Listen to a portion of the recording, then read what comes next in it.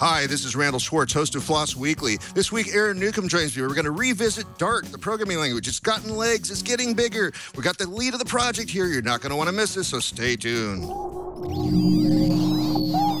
Netcasts you love. From people you trust.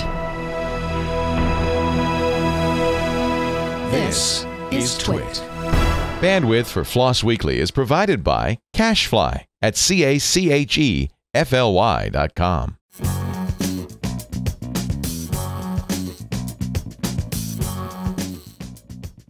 This is FLOSS Weekly with Randall Schwartz and Aaron Newcomb. Episode 362, recorded November 10th, 2015. Dart Update. This episode of FLOSS Weekly is brought to you by PagerDuty. PagerDuty decreases alerting noise for IT operations and developers to ensure that the right engineers are notified at the right time. Increase your uptime and sign up for a 14-day free trial at pagerduty.com/twit. And by DigitalOcean, simple and fast cloud hosting built for developers. Deploy an SSD cloud server in 55 seconds. Try it today for free. Visit DigitalOcean.com, and once you sign up, be sure to enter the promo code FLOSS in the billing section for a $10 credit. It's time for FLOSS Weekly, the show about free, libre, open source software. I am your host, Randall Schwartz, Merlin at StoneEdge.com, bringing you each week the movers, the shakers, the big projects, the little projects, projects you want to probably download right after this show and play with, projects you may be using every day and not aware of it. Joining me today is my wonderful co-host, Aaron Newcomb. Aaron, welcome back to the show. Good morning, Randall. You don't sound very chipper. Is this just too early for you? It is too early, but you know what? Look, I've got my coffee.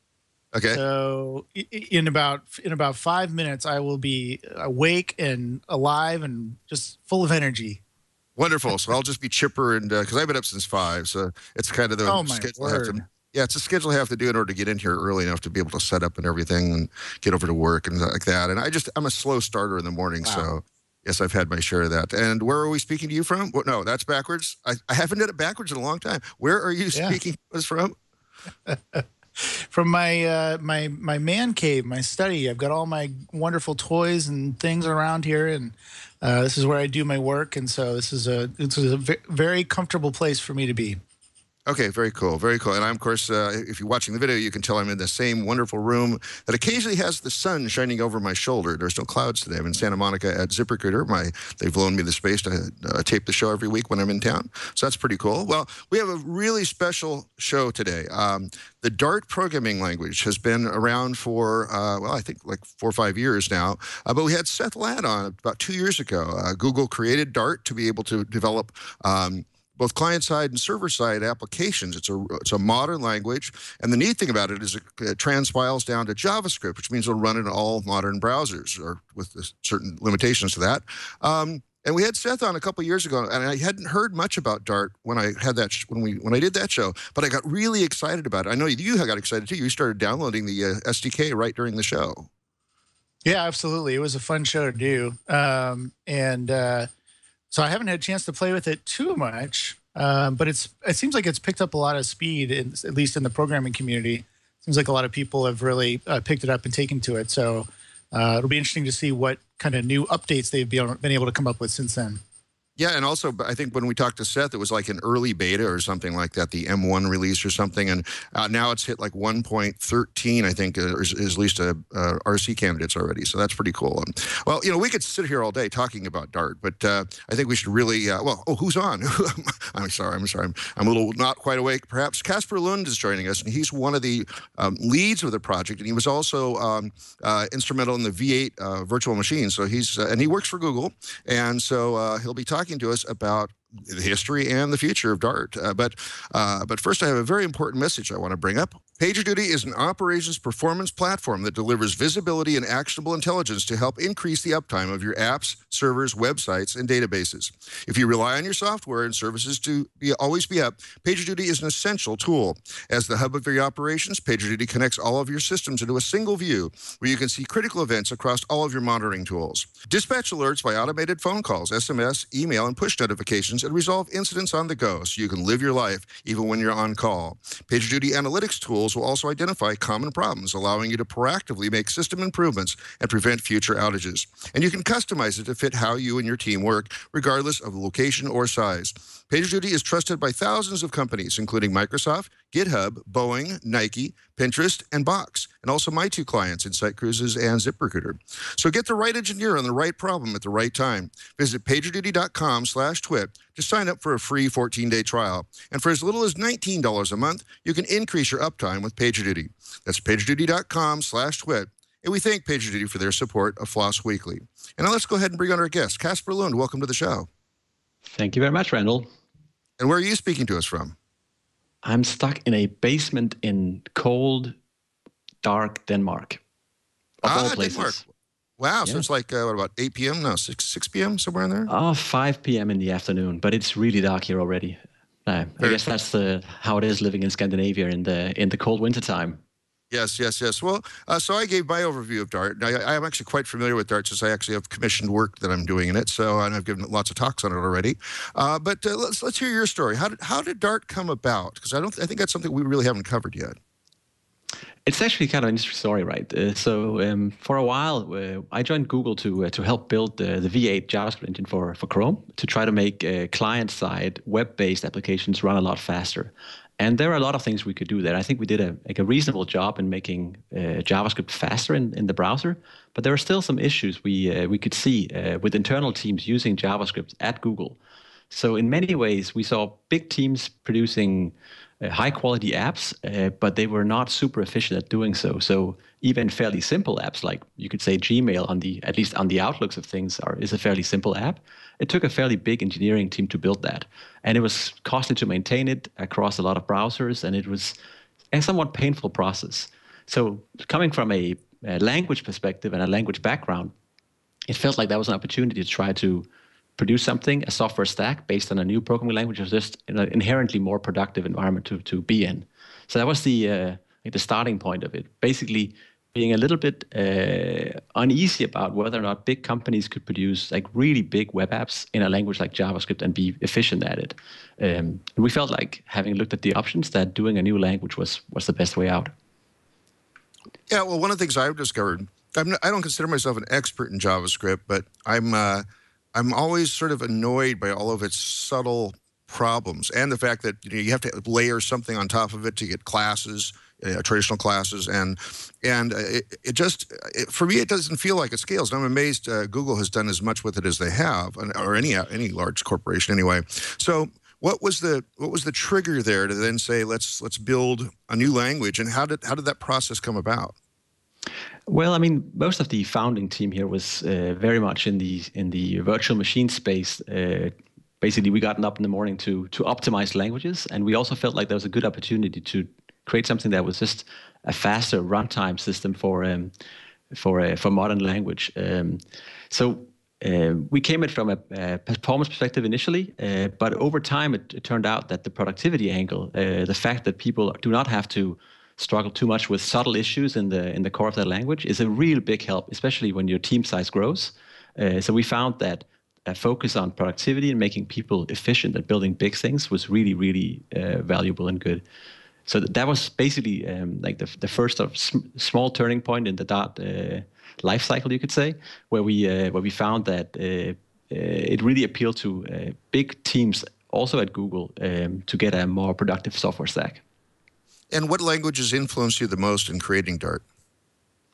There's a lot of influence from, you would say, the most familiar languages to the masses, perhaps, like Java and C# are big influences. But they're also, at the core of it, there's a very simple object model that is very close to what you have in systems like Smalltalk, where everything is conceptually an object, and you call messages on these objects.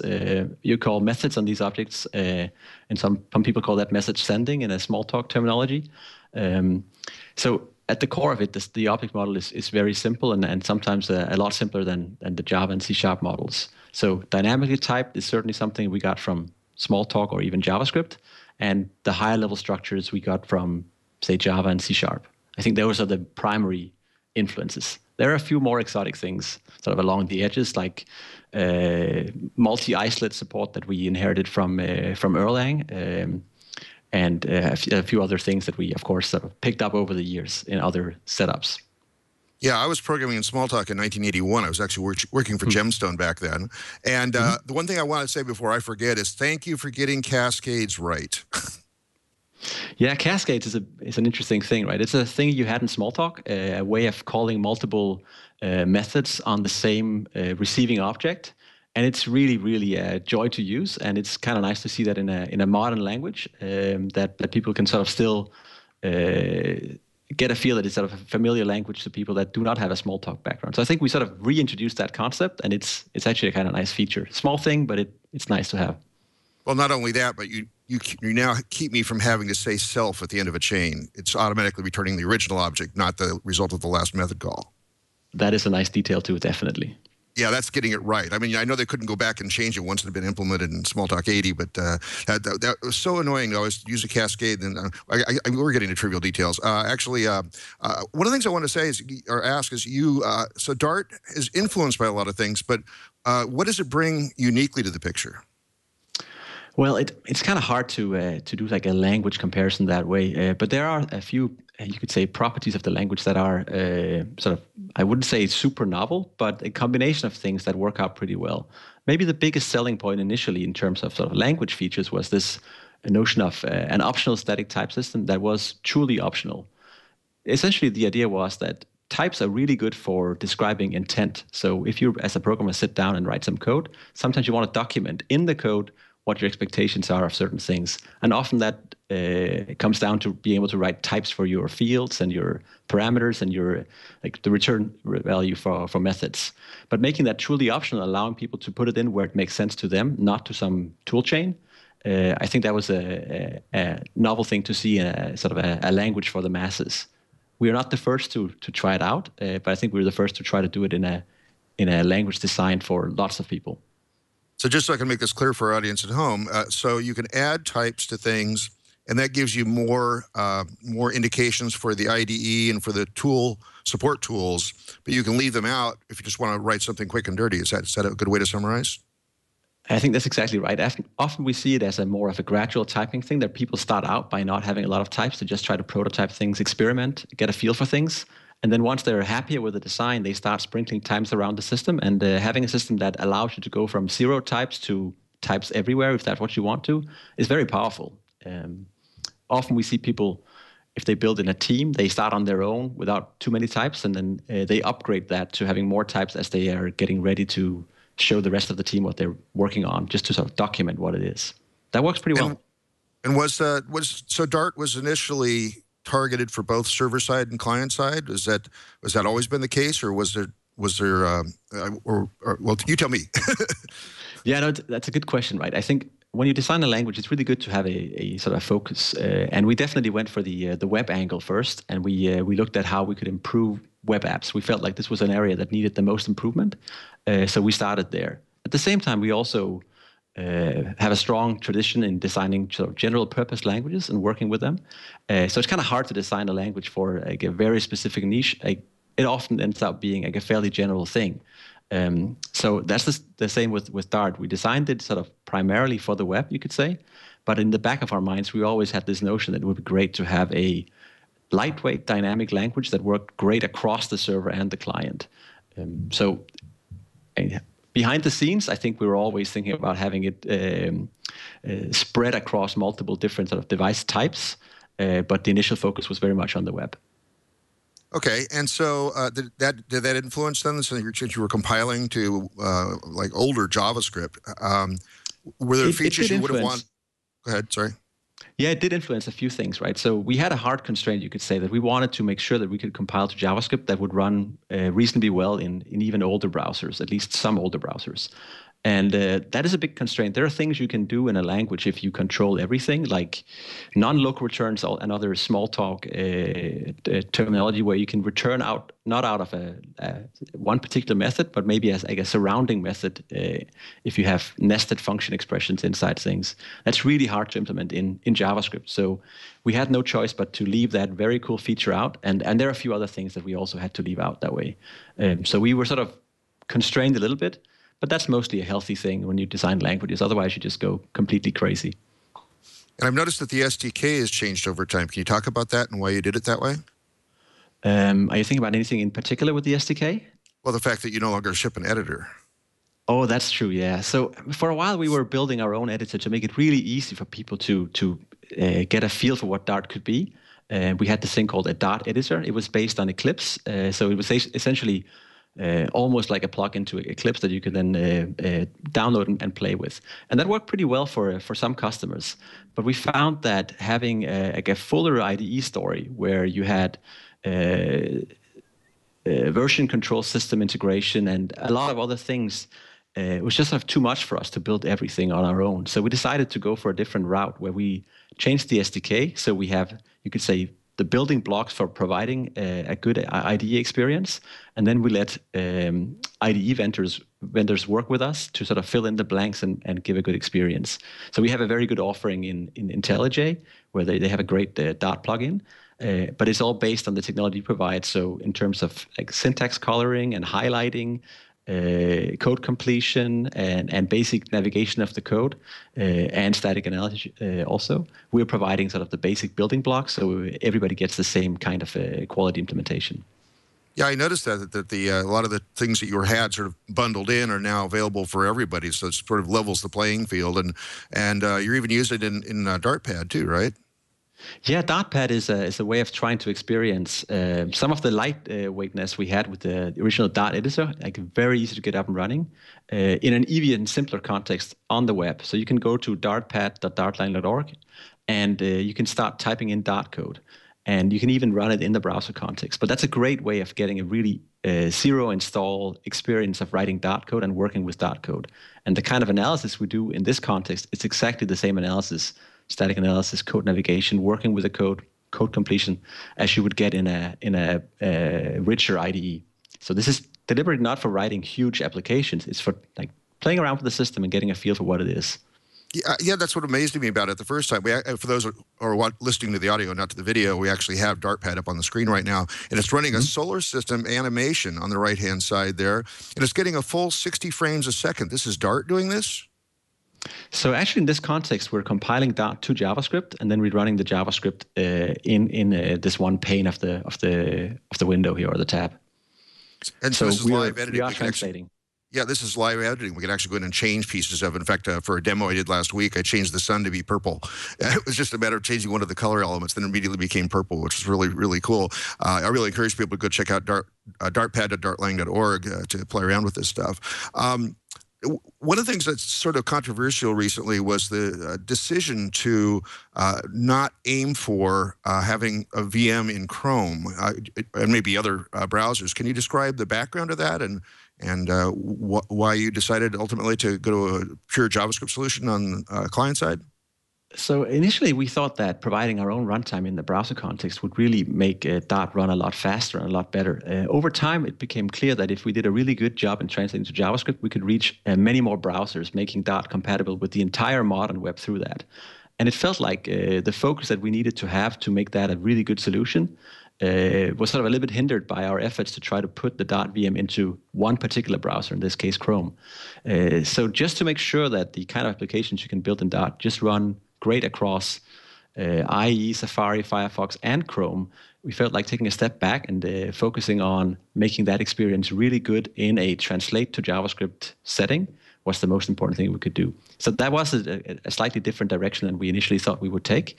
But we found that we could actually do a really good job in translating to JavaScript. That's one thing. And also we could still get the productivity gains that teams using Dart really end up valuing without actually shipping our own runtime. And I know that some of the net went a little crazy with that, saying, well, Google's abandoning Dart. What do you think of that? Well, I mean, for languages and systems that take maybe many years to implement and get like mass adoption of, it's very good to sometimes take a look at the technology you've built and figure out if there is a different way of making good use of it that might in some ways be sort of a diverging from the original path. And I think you see that in all successful bigger systems, that at some point they change direction as a bit. So in many ways, this is a health sign for us that we are still actually adapting our strategy and looking at how Dart can make more sense to more people instead of sort of pushing our own agenda all the time. So it's been a while since we've talked about this. What are people doing now with Dart? What are some examples of some things that you've seen people do with Dart that might resonate with our audience? So First of all, we're seeing a really great take-up internally in the company. So big teams that are doing web applications inside Google, a number of them are looking at Dart or using Dart for building production systems. There's actually a really good coexistence with the new version of Angular 2. And there are a lot of people inside the company that are using Angular 2. And this includes some of the AdWords teams that are generating a lot of revenue for Google. And they're also looking at Angular 2, and in particular in the Dart version of that. So we're seeing a lot of uptake inside the company on the website of things. Outside, it's a little bit more mixed. We do see some companies that are building pretty amazing things in a web context with Dart. There's a company in the US called Mixbook who are building a really, really slick photo book editing experience in Dart. And a lot of these companies, they also end up being sort of intrigued by the fact that they can run the same language on the server then. So we're seeing sort of a pull for the server technology sort of increase over time. We're seeing more and more people that are building and shipping products that are sort of partly web applications, but also sometimes with a server backend written in Dart. So that's pretty exciting. There's a list on the Dartlang site about that shows some of the companies that are using it. And it's kind of interesting just to browse that, especially for me who built the language. So looking through and finding all these interesting companies that are doing some slightly strange things with this is really a lot of fun. The neat thing, though, is because we translate to JavaScript, it's very hard to tell for a user whether or not we're running Dart code. It might have made the developers more productive while they did it, but they don't have to brag about it being written in Dart, or you don't have to run a special browser build to make use of this, right? It's just a web app. Yeah. You mentioned Angular 2 as well, and just for our audience members who aren't familiar with that, can you describe what that is and why people would be interested in using it? So Angular is a web application framework, and Angular 2 is the newest, not quite done yet version of that. Angular is getting a lot of traction as a JavaScript framework for building very smooth and very slick web apps. And it's one of the options that people that are building web apps have in a JavaScript setting. It turns out that there are big teams inside Google that also want to build and get the same kind of benefit from a nice framework, but they just want it in a more structured language like Dart. So the combination of Dart and Angular 2 is a really good match between a really strong language and a platform, plus this great productive framework on top. Yeah. And I noticed that Angular and Dart both mention mobile on the front page of their web pages. They mention mobile, but I wouldn't picture mobile necessarily right off the bat. Has this been a new push to get into mobile? I mean, everyone's developing mobile first these days, so I assume everyone's trying to get there. But what is it? What is it about Dart especially that makes it good for developing mobile apps? Or is it this combination of Angular and Dart that makes that happen? So I think Angular is a really strong sort of web technology, and there are lots of things in there that could probably be applicable for in a mobile setting as well. But we do find that there are a lot of products at Google that are and outside the company as well that are mobile first, or at least if not also like mobile only.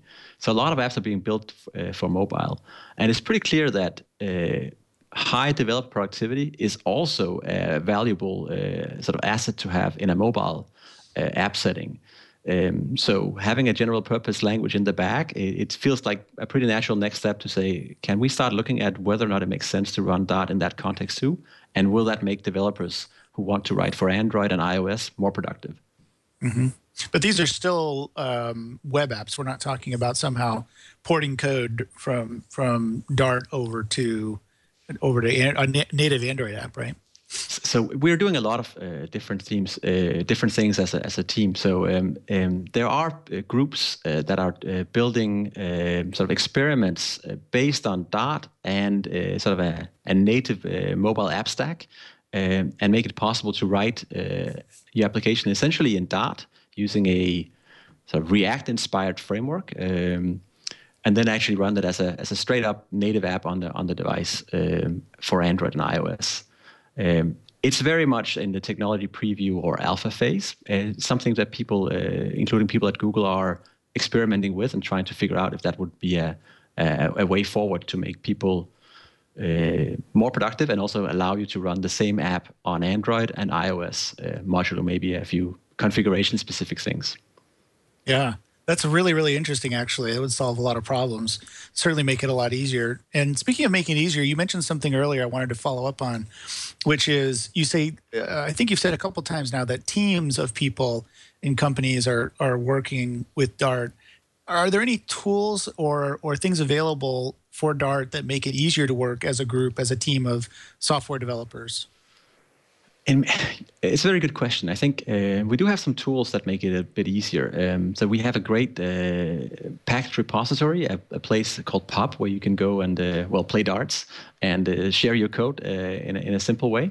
And that's turned out to be a good asset for us as well. But I think the primary thing that makes people excited about using Dart in team settings is that it has more structure than most of the other dynamic languages out there. So it's still lightweight, but there is enough structure that it's harder to step on each other's toes, and it's easier to make two independently developed components fit together when you're done. And that's partly the language, but also because we have a richer set of core libraries. So people tend to agree on what a hash set is, or a hash map, or even a list of things.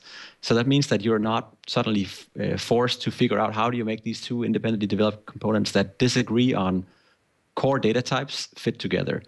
Things tend to fit better together because we come with a richer set of core libraries, a bigger vocabulary, you could say, for expressing algorithms and more advanced data structures on top of. So it's a little bit easier for people to develop these things and move along with it, even if they are starting out independently and then bring it together later. And that's a great, fairly pragmatic benefit of something like Dart. Yeah, because that's really difficult. I mean, that's something that folks struggle with a lot. Is, hey, I'm working on one set of code, and this guy's working on the other set, and it's got to mesh, it's got to combine gracefully, hopefully, and it's difficult to do. So that's really cool. I like the metaphors, the language around Dart, and you mentioned, I think, Pub and play darts. Is there a Dart board? I mean, because a lot of times programmers will visually structure things either on a kind of a to-do list or things that they need to get done. Is there a Dart board that would go along with that as well? At some point, we actually had a dartboard. It was that was the first version of the Dart pad. It was a place online you can go try out Dart. It was very early on, probably like 3 years ago or something like that. So we are trying to use some of these names, mostly because at least a good chunk of the team find them somewhat funny. I guess there is a way of overdoing it too, but for now we're sort of sticking to it. These Dart-inspired names.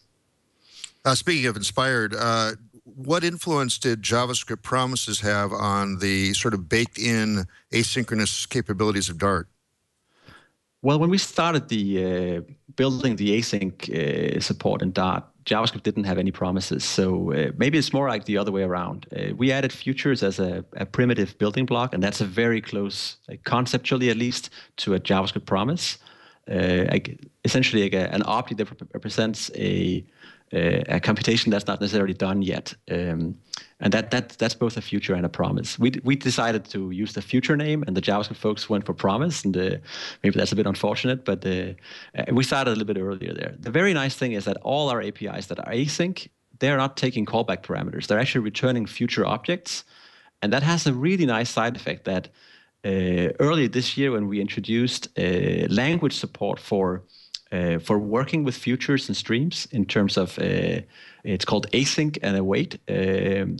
Basically, you can have methods that are marked as asynchronous, and that allows you to have an easier way to express that you're sort of waiting for something inside.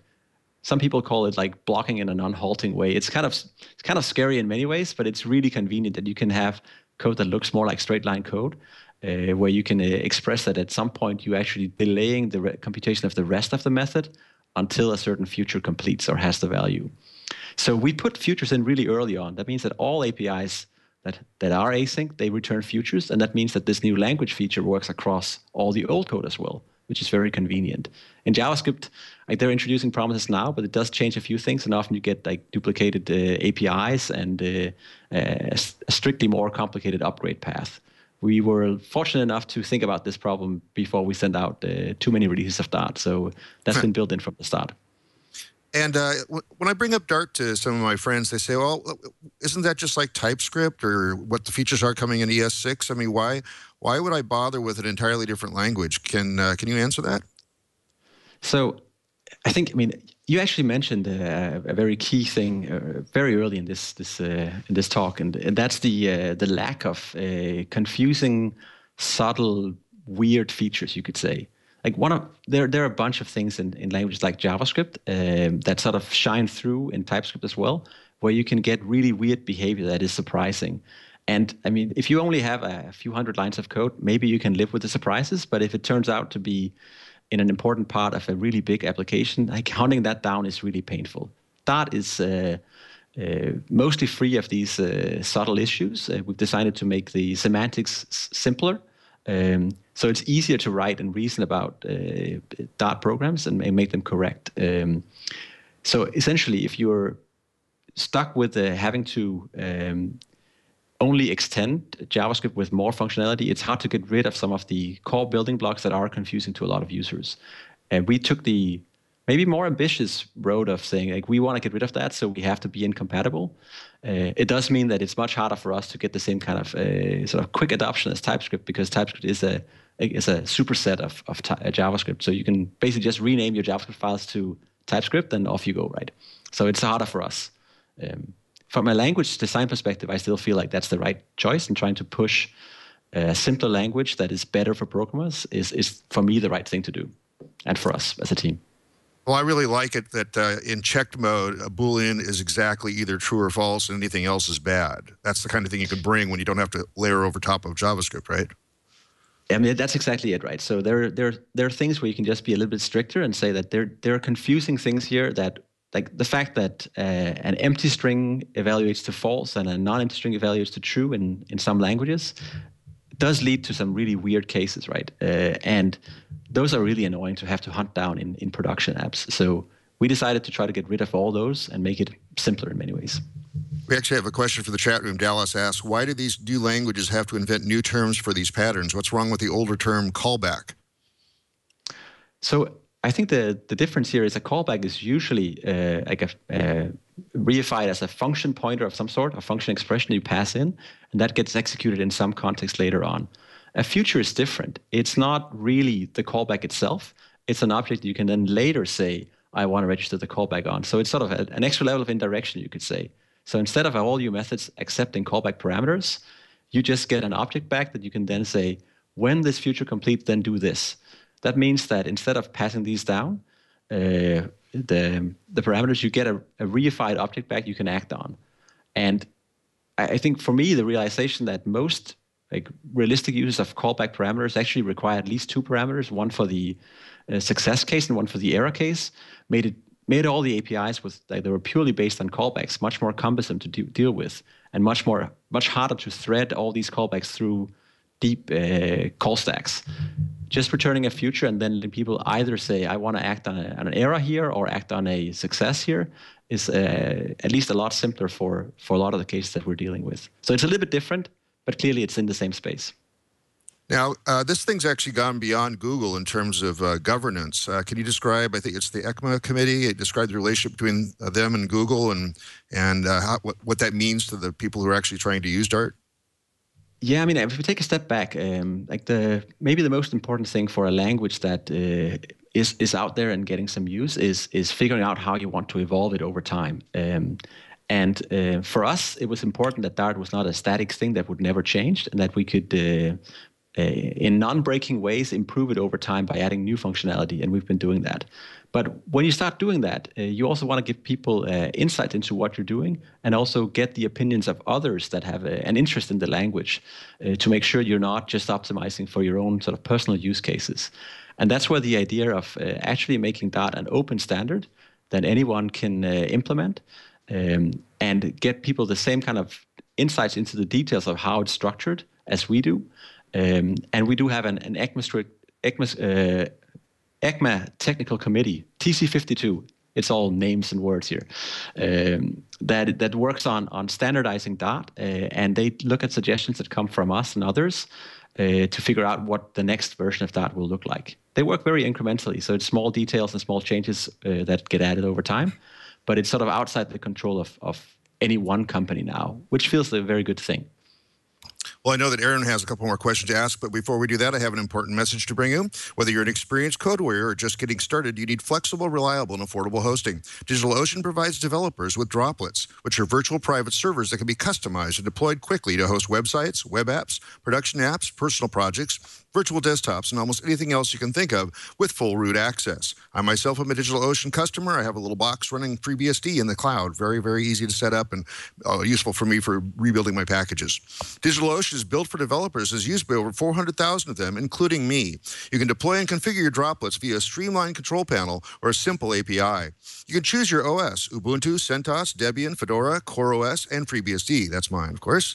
All servers are built on hex core machines with dedicated ECC RAM and RAID SSD storage. That's very, very fast. Servers can have up to 20 CPUs, 64 gigs of RAM, and 640 gigs of SSD hard drive space. Auto backups and snapshots let you easily clone, deploy, and resize Droplets as you grow. You can deploy servers in regions all over the world with gigabit speeds and 99.99% uptime. And you have extremely active community with large and detailed set of tutorials on all the ways you can use your Droplet.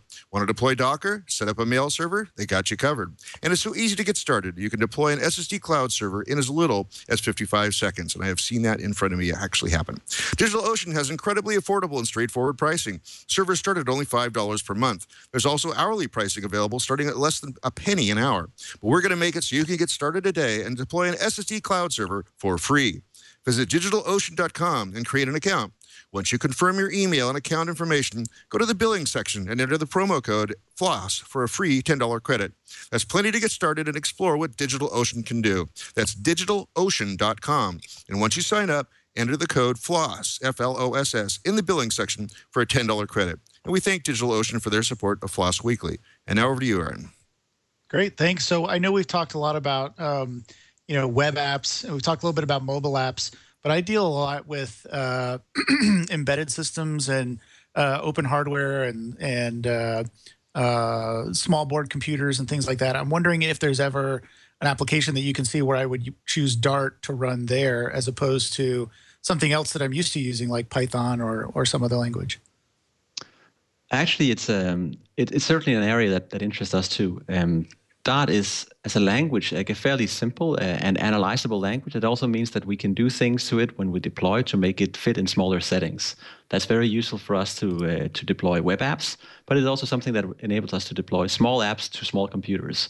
So we're actually looking at building a Dart-based software stack for very small devices, even microcontrollers. Maybe not the very small 8 or 16-bit microcontrollers, but the 32-bit microcontrollers that are sort of getting a lot of traction these days. And it feels very interesting to us to try to see if we can get some of the productivity gains that we've seen on web and to a certain extent on server as well, and sort of move them over and see how they translate to productivity in an embedded context.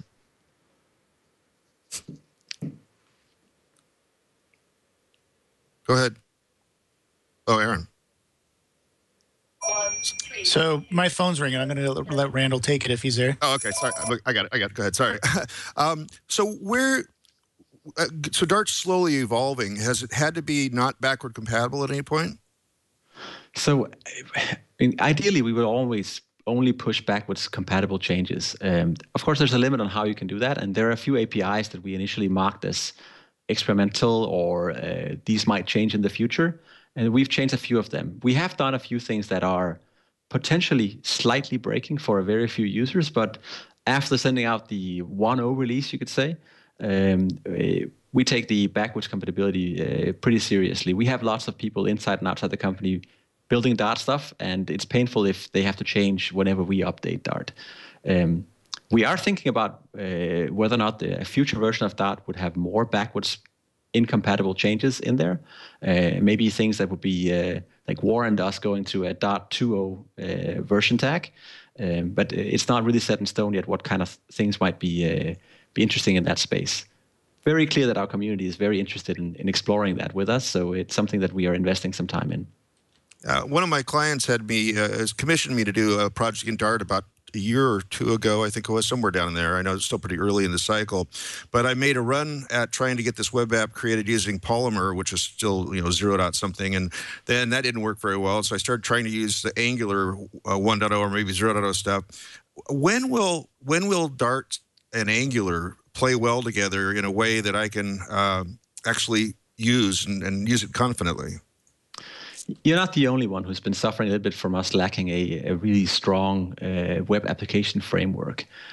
For a while, we had a few offerings there, the first version of Angular and also the initial versions of Polymer, and they did change a lot over the time. So it's really hard to build on top of them and get a good experience from that. Right now, we are seeing lots of things like springing up on top of the Angular 2 stack, the Dart version of that. And that appears to be giving developers a really good performance story and a really good output code size. So a lot of things that really work well. So I'm fairly confident that our first long-term supported web framework that will be really useful for you is going to be Angular 2. And we are working on making Polymer easy to use from Dart as well. So that will probably come online as well pretty soon. But I think Angular 2 is going to be a really nice experience, and you'll be in the same boat as a lot of big, important projects within Google. And what's the time frame for that then? Another couple months or half a year or what? So we're seeing people actually using the technology today, but the team that are building it is the Angular team. It's hard to guess on the timeframes on their behalf. So it's clear that it's not quite ready yet to be like a public 1.0 launch of that, or 2.0 you could say. So we're probably looking some months ahead before we see that in real life. And the pub seems to have quite a few interesting projects pushed to it. Can you name some of the more interesting ones? Well, it's kind of interesting. I follow along there and see things that pop up there, and there is code in that code repository from very different domains. There is code for the initial mobile experiments we're doing with the Flutter team. There is code from some of the embedded work that some people are doing in the IoT space. There's a company called DG Logic who's building a lot of interesting infrastructure on top, and they're pushing a lot of packages to that as well. And of course, there's a lot of web packages.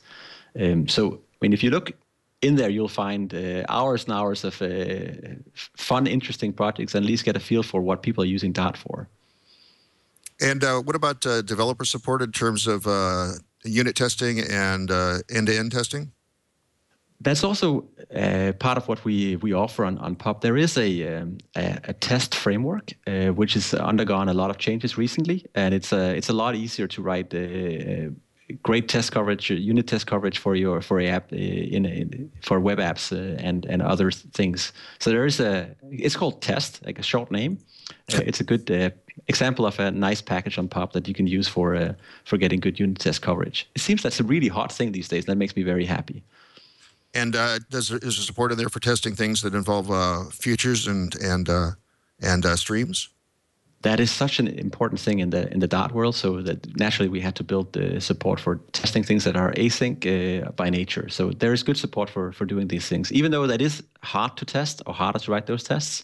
There's a lot of support code for that. There's a package called Scheduled Test, which is also trying to make it easier. So we're still exploring the space and trying to make the best possible support for testing things that we can. But it's going pretty well, and the reception of the new test package has been very, very positive from the community. Awesome. And are you aware of? Well, of course, you're aware of large projects using it. Do you have any sense of how many lines of code those large projects are? The area where we have the most insights is, of course, all the work that's going on inside the company, and we're seeing a really, really strong growth of the line count every single week. So there are a lot of developers that are just hacking on Dart every single day inside the company. I can't mention any specific numbers, but it's enough to make our put some pressure on our tools to make sure that we support really big apps with the Dart stack. So we're constantly having to improve the scalability of the tools to make sure that they work for really big things too. So it's looking pretty good. I know you got some feedback last year when you had to drop support for one of the IE level browsers. I'm not an IE guy, so I don't know which one you dropped, but has that still been the right decision? So, I mean, it's pretty hard to keep supporting very old browsers. So the new trend in browsers is that they go for this, they call it the evergreen model, where they always basically do rolling updates of the browsers, and they update them way more frequent than they did in the past. So the last version of IE that wasn't sort of on the auto update in the auto update camp was the one we had to drop support for. So it's a little bit easier now that Microsoft is also updating IE users on a regular basis. I think with Edge, things are looking way better and much more compatible. So it's a lot easier for us to keep supporting, say, the last 2 versions of all the browsers, and then just sort of assume that all users will move along with that. And I think all the vendors are now helping us out with that by essentially making it a very good choice to keep upgrading for security reasons and performance reasons. So it's a hard thing to do, especially when you have people using Dart that actually need to support all the browsers. So we don't take those decisions lightly. But at the end of the day, we still have to move the technology forward, and it is really, really costing a lot to support the old browsers. So I feel like it's the right choice. And I'm going to probably ask a slightly hard question, but because you're obviously going to be the guy, or one of the guys involved in making the decision. But Google seems to occasionally come up with really, really wonderful things and then abandons them later. Is there enough community outside of Google at this point to continue Dart? That's a very good question. I think in many ways we have to continue arguing why Dart is a value add to Google as a company, but also to external users. We're seeing a tremendous growth rate inside the company. Really big money-making applications are being built on top of the Dart platform, which is something that should give you guys very good confidence in the fact that we'll continue supporting Dart for the long run. We are building like real apps that make real money for the company on top of the Dart stack, so it becomes a really important part of the sort of the Google internal infrastructure. Outside, it's a little bit harder for people to see everything that's going on. So it's harder for us to point to companies and say what they're doing is important enough to keep the project going. So I think that the best thing to point at is really the tremendous growth inside the company and the applications that we're building on top of the stack that are truly critical for the company. Is this solid enough then that they can finally get rid of GWT? I think for GWT is actually a really good technology for certain things, and it continues to be used inside the company. We're seeing people build on top of it. I don't know if you recall that when they launched Inbox some time ago, they shared some notes about how they built it, and GWT is actually part of the story they use there. So I think we'll continue to see that being used for certain projects and being able to play really well with Java code in general can make a lot of sense in some contexts. And that's a place where that technology is just in many ways way better than Dart if you have the desire to interact and interrupt with Java. Okay. We actually had a question from the chat room much earlier, so I don't remember who asked it, but what's the difference between Dart and Go? I mean, these are both languages that look like they're kind of interesting, and Google's behind them, and they're building new things with it. How would you contrast that? They're very different languages. I know a number of people on the Go team very well, and we've sort of compared notes every now and then. But if you look at the philosophy between the languages, they're very different. Dart is more familiar, object-oriented, in many ways more of what you would expect, like from a mainstream language. Go is trying to push the envelope a little bit more in certain areas, but it's also like a very sort of pragmatic language in others. So it's just a very different kind of setup. I think for building big UIs and working with client-side code, object orientation has shown a lot of value over the years. So I think Dart is a really good choice. If you're writing servers that need to respond really quickly to things, and you're used to sort of working in a sort of a headless environment there, I think Go might actually be a really, really good choice for you too. So it really depends, and they are very different. And I think if you try them out, sort of side by side, you will get a feel for sort of just how different two languages from the same company can be. So I think I know the answer to this based on what we've talked about before, but I'm going to throw you a softball anyway. What is the best way for people to get started if they're interested in Dart? So I think the best way to get started is looking at the dartlang.org site and maybe just going to the dartpad.dartlang.org webpage and get a feel for what the language looks like and what it is. There are a bunch of samples there you can play with and just try it out without installing anything. The next step is probably installing the SDK and trying a few things in a web or server context and just like playing with it. But I think the Dartlang site is a pretty good place to start and get a feel for what it is. Yeah, I can vouch for that. I've been, well, you know, this is more of Randall's specialty here with programming languages. So while you guys were talking, I was playing around as we normally do on this show in the browser, in the Dart pad. And I really like it. I will say, I mean, I like that the way that things are highlighted, the explanations you get when you click near a particular statement, you get explanations. You can click through to the documentation if you need to for more explanation. So I really, really like that, and so I really like the way that you guys have laid this out. It's really nice. If people want to contribute code or contribute changes, is that a possibility for people to get involved that way? Oh, definitely. So Dart is sort of open source all the way through, and we're on GitHub. So I think we made it a little bit easier to contribute than it was in the past. So pull requests or changes that you want to make, just send them our way, and we'll look at it. I think there are areas that are easier to hack on for external people, of course, than others. Venturing into the inner workings of the compiler or the VM might be hard for some, but there are great people out there in the community that actually are helping us a lot by contributing on fixes and high-value bug reports and all that stuff. So go to GitHub and you can find the Dartlang sort of group of projects there, and there's a lot of things to contribute to, definitely, and we can use more help. Cool. It's been real great talking to you, and we're almost out of time. But is there anything we didn't cover that you want to make sure our audience is aware of? That's a good question. I think for me personally, I'm investing a lot of time recently in the embedded space, and I think the notion of having a much more productive software stack for smaller devices, like things that are smaller than a Raspberry Pi and those things, is a very exciting thing. I think with the explosion of devices we're seeing these days in an IoT setting, we don't have enough developers out there that actually have the skill set to target all those devices unless we change devices themselves and make them easier and more friendly and more hackable. So that's part of what we're trying to do with the Dart for embedded thing that we're working on. Still very early, but it's very promising. Very cool, very cool. And I have to ask you two questions or else my audience gets mad at me. What's your favorite scripting language? Oh, that's an easy one. I think my favorite scripting language is Dart. It is both a sort of a structured language for big things, but you can also easily script in it. You know, I discovered that just the other day that you can use a pound bang line with the path to the compiler and it works. Why not? I know, so I was writing hello world, a pound bang, whatever Perl, or not, Dart, sorry, not Perl, sorry, Perl in mind. That's so cool. So it's scripting, it's server side like Node.js, and it's also client side through all the Dart to JS stuff. That's really, really cool to have one language for that. One other question, your favorite text editor? So I used to be an Emacs kind of guy, and recently I just to get a feel for how other people are using editors, I tried to start switching around. It's somewhat painful. Right now I'm using Sublime.